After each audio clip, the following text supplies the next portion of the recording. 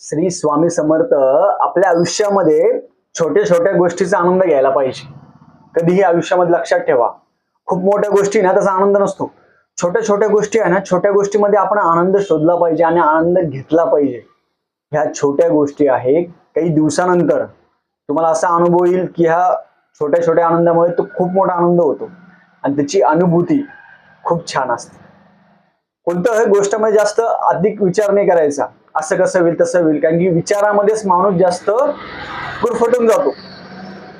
जे विचार करायला नाही पाहिजे तो पण विचार करतो आणि असं कधीच घडत नसतं. हे अतिविचारामुळे होतं.